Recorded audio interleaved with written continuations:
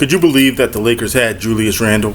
I mean, you look in hindsight, it's almost hard to believe because it's one of the moves or lack of moves that flies right under the radar. But the Lakers had Julius Randle, and this postseason, he's averaging 24 points on 51% field goal shooting. And he's doing everything on the boards that he is required to do for his team to be successful. I don't know how many boards he's averaging. I'm not looking. But, you think about Julius Randle, and you think about the fact that his value was confirmed when he was traded for Karl Anthony Towns. Now, yes, Vinny DiVincenzo was a part of that trade. But still, you traded a player. Sorry, the Lakers didn't trade him. The Lakers let him walk. You let a player walk of that caliber, and we keep moving like that doesn't affect us now. Look, I'm a middle class person. Okay, most of the people watching us are middle class or poor. Right? Could you afford to give away $500 a month ago? Is that $500 that you gave away, that you lost, maybe, or that somebody stole from you? Is that $500 going to affect you today?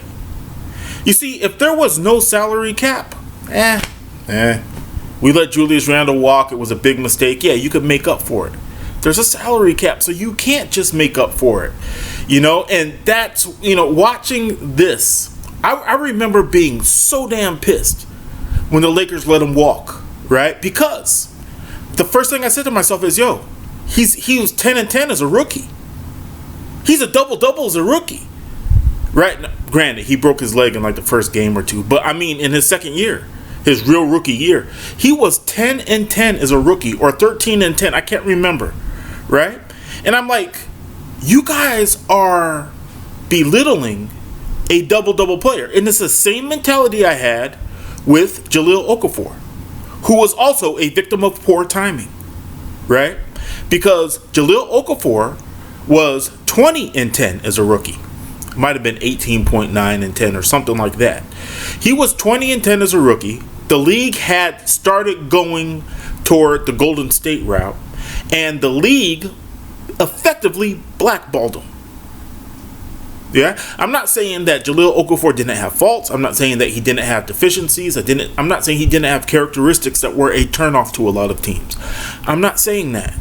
I'm saying that for all practical purposes, Jahlil Okafor, Julius Randle, players of that ilk were blackballed.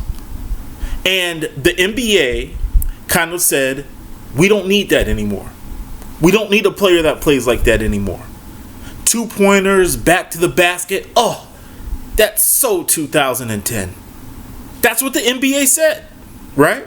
And just adopted the Golden State model, right? And just fed into the Golden State model. Well, so the Lakers let him walk like a bunch of people who aren't trailblazers, like a bunch of people who have no vision, right? And if you watch any of my videos, I keep saying, if you're going to be the Laker GM, if you want the Lakers to be successful, you have to have vision. You have to be ahead of it. You can't be chasing the style. Because if you're chasing the style, once again, nobody's going to help you. And there's a Laker tax. No one helps the Lakers, and there is absolutely a Laker tax. No one is going to help you. So if you're chasing the style, you're behind. And you're never going to get ahead. And you're going to have one of the most frustrated fan bases ever. And they're going to be steady asking, how come we can't? Why can't we fill in the blank? Right? Julius Randle, respect, man. I'm glad. Diehard Laker fan since 1983. And I'm glad he's making us look like morons. I'm glad Alex Caruso is making us look like morons. I'm glad Ivica Zubac is making Laker Nation look like morons. And really, not necessarily Laker Nation. I speak of Laker Nation if you're one of the idiots who thinks that the answers to everything basketball is a 3-and-D wing. Yeah, I'm talking to you. Yeah, you're a moron. But I'm more talking to management and coaches. to Rob Pelinka and JJ Redick. JJ, you only been there a year. I ain't passing too much judgment on you, but you're off to a bad start, man. You know, for the talent that you have on the team, you're off to a bad start. And the reason why I say that is because, one, I think you are a good coach. I think he could be a very good coach. But he's one of them coaches who gets in his own way. And he is responsible for losses. He's responsible for poor play. And that's the one thing a coach cannot do. A coach cannot be the reason that a team loses. You could be passive. You could be indiscreet. You could be all those things. Just don't be the reason that the team loses. If the team lost, let them lose because they don't have the talent. But make sure they're well coached. If you did that, you're good. But, you know, you look at Julius Randle again, 23.9 points, 51% field goal percentage this postseason. And he is everything that the Lakers need. And think about it. If we had Julius Randle, I believe we go to the finals. And given that Boston is very well injured and Cleveland is out, I believe we have a great chance to win. And the one reason why I bring up Julius Randle is because it's not like we traded and got ripped off, or we traded and another team got the best of us. We let him walk. A 13-10 or 10-10 rookie, we let walk for nothing. Think about that. Zubac traded for Mike Muscala. Alex Caruso, let him walk. Got nothing for him. Think about that, man. You know, again, if you are middle class or poor, right? And 3 years ago, you give away $25,000, or you buy $25,000 worth of lottery tickets that don't win, or you get robbed for $25,000, or you make a poor investment with $25,000. If you do that 3 years ago, are you feeling it today? I mean, you're poor. You're worried about putting a roof over your family's head. Are you worried about that today? Does that not eat at you every freaking day? It's got to, man. It's got to. It's got to, man. Lakers, management, stop being so flippant with your assets. Respect every freaking asset you have. I don't care if it's a 55th pick. I don't care if it's a 4th pick. Give every asset you have respect. You know what? Treat assets like you're supposed to treat people. Just do that. Okay? If somebody is a poor drunk, you give them the respect that you would give somebody who is a rich millionaire or billionaire. That poor drunk deserves no less respect. Right? On a human level, that person, treat your assets the same way. Treat them the same way. Stop, look at the freaking asset, and analyze what it is right in front of you while you have control of it. Right? Stop. Look at what Alex Caruso is right in front of you and ask yourself, why am I not paying this guy? If you got a good answer, okay. But if the answer is his name ain't big enough, because that's what the Lakers do, and that's the reason why they're about to get in trouble when they start looking to trade for a center. They're yelling out names. Daniel Gafford. Yo, man, Daniel Gafford's going to cost too much. You're about to rip yourself off. You're looking for a name. And Daniel Gafford is the name of the week. I'm telling y'all, don't do Daniel Gafford. Don't do it. Look at what you have, then put what you have in context. Okay?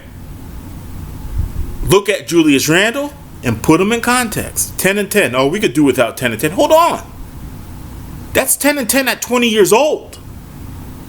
You sure you want to do that?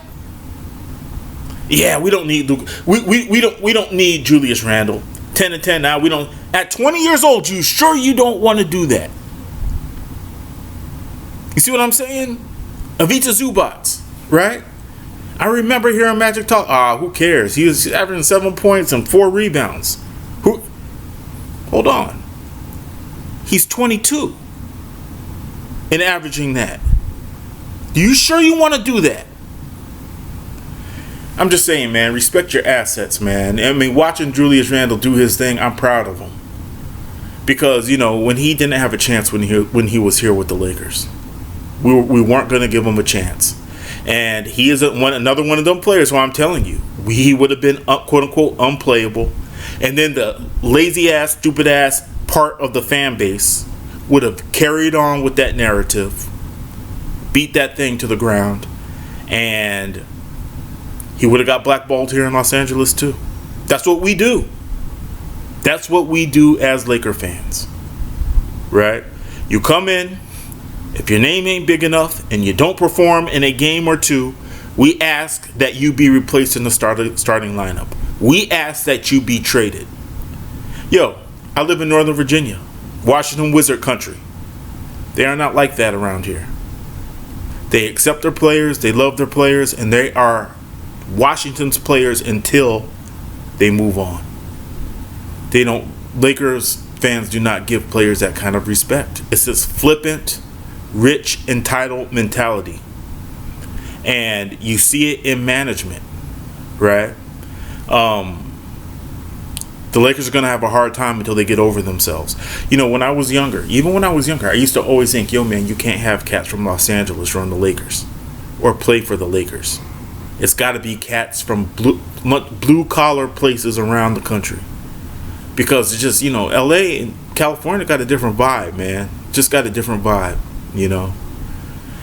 Anyway, this is a pop-up video. I had no intention of making it until I'm watching NBA Today.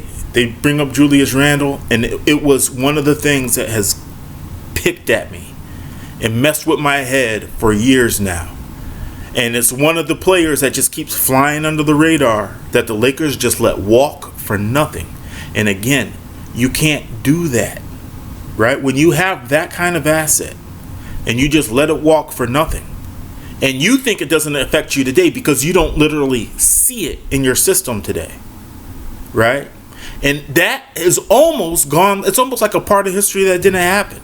It's like how the Republicans are trying to whitewash all of American history to only keep the parts that don't make white people look bad. It's kind of what we did with Julius Randle. It's almost like we whitewashed him. Like when people talk about bad trades and bad moves and stuff like that, they bring up Alex Caruso. They bring up Ivica Zubac. A little less than Alex Caruso, but they bring up Ivica Zubac.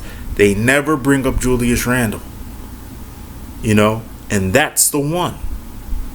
That's the one that is a franchise changer. That's the one that changes your position from third in the West to Western Conference favorites. That one move. And it's not like you made a move. It's not like you traded him. You let him walk. An asset you had in your hand, you just let walk. That is a lifestyle right there.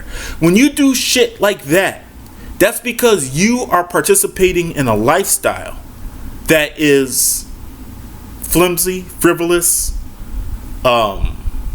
wasteful. That's why you do shit like that. Entitled.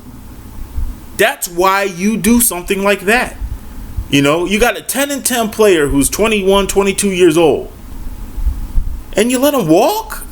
Man, somebody make it make sense, man. Make it make sense. Now, think about it. Even if the Lakers didn't want to have Julius Randle, you got Julius Randle right now. What could you get for him? You see what I'm saying?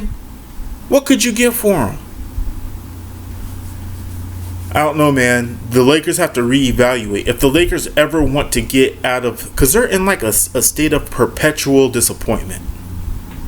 That's where the Lakers are right now as an organization. Just a state of perpetual disappointment. A state of, okay, we made it here. What could we do to make it to this spot 3 months from now? And not have the fan base just totally kill us. Okay, we made it there. What could we do to make it to 2 months from now? and not have the fan base just totally and rightfully jump our shit. We'll do this. We'll give him Dorian Finney-Smith. Okay, we made it there. Now what can we... That's kind of what it feels like the Lakers are doing. They're not being proactive with anything. Hence, Rob Pelinka not making a damn move last summer. Which is still crazy to me, man. I can't believe that shit. Go a whole summer as a GM and not make a move. And you have LeBron James and Anthony Davis on your roster, and you don't make a move for the whole freaking summer? Crazy, man. Crazy. And all you morons who say, yeah, but look, he got Luka Doncic. You guys kidding me? He was sitting on his ass asleep. Probably. Right? Eating Cheerios and a wife beater. You know? And then Dallas called him. And you guys want to give him credit for that. I hear people, oh, I can't believe he didn't get more votes for GM of the year. Fuck.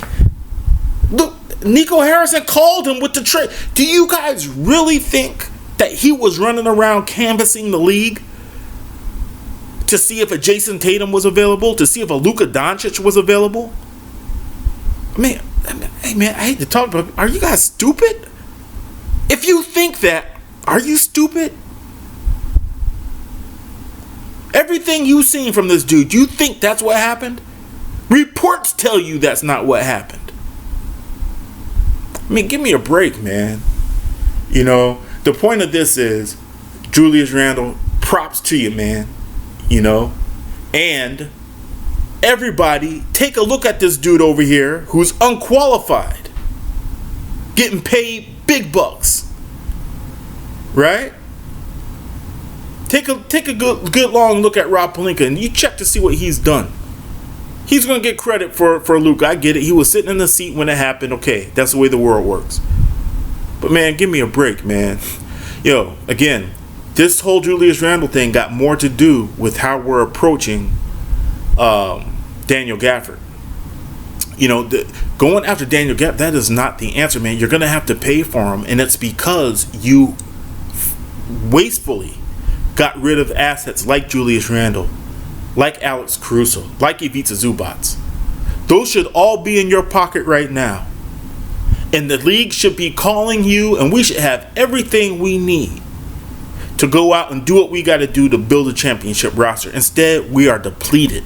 We are bereft of talent. That's what Julius Randle represents, and that's why it is such a thorn in my side when I see that dude killing the NBA. And then he killed the Lakers. He killed the Lakers, man. And then, if he was on our team, he's the piece. That's the piece. Right? When the playoffs start and shit gets heavy, right? You want him. Julius Randle, that's the dude you want. And we had him. And let him go for what? We got nothing to show for it. Freaking nuts. I mean, is there another team in the NBA who has that on their roster, who has a Julius Randle they let go for nothing, and Alex Caruso they let go for nothing, and then Ivica Zubac who they let go for effectively nothing, Mike Muscala who was gone at year's end? Is there other team in the league who has that kind of resume? I don't know, it was wild. Anyway, y'all, this is Pure Uncut Lakers. This was a pop-up. You know, I saw Julius Randle. I had to say something, man. Y'all keep it cool, okay? Please like and subscribe.